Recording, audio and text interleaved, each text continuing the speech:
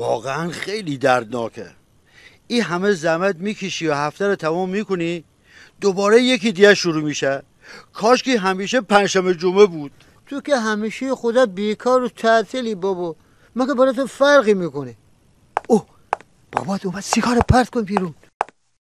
بوهای ناجور میاد. پسر هنوز یاد نگرفتی اول خاموش کنی بعد پرتاب کنی؟ چی رو؟ لئوناردو داوینچی رو. بوی اون سیگار بهمنت از 20 متری نور بالا میزنه با اون قیافه رنگ پریدن.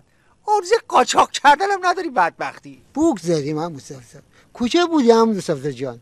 چرا اینقدر طولش دادی؟ قربانت برم. والا عمو جان رفتم یه خورده انجیر خشک و مویز خریدم که حافظم قوی بشه. خیلی خوشمزه بود. خواستم برم دوباره ازش بگیرم، هرچی فکر کردم یادم نیومد از کدوم مغازه خریدم.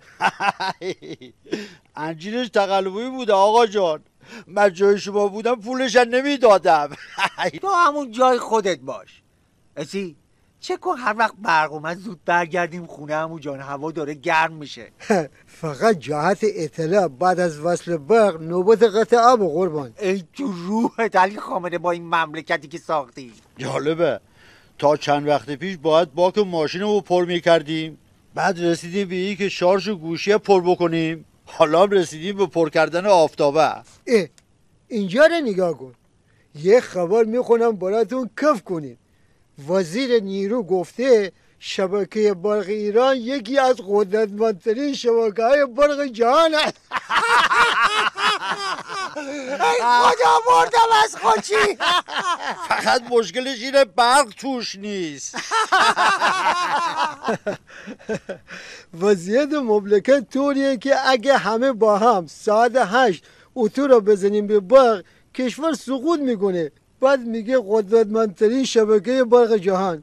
کدو حلوایی؟ منظورش این بوده که قدرتمندترین شبکه‌های فساد و دزدی و اختلاس جهان رو داریم.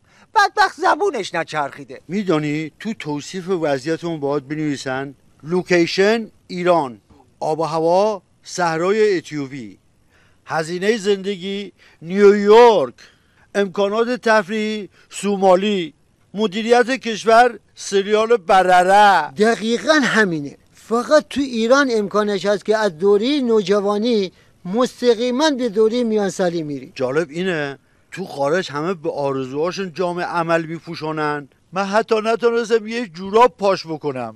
به خاطر اینه که اونجا آخون نداره ولی اینجا مثل مور و ملخ ریخته.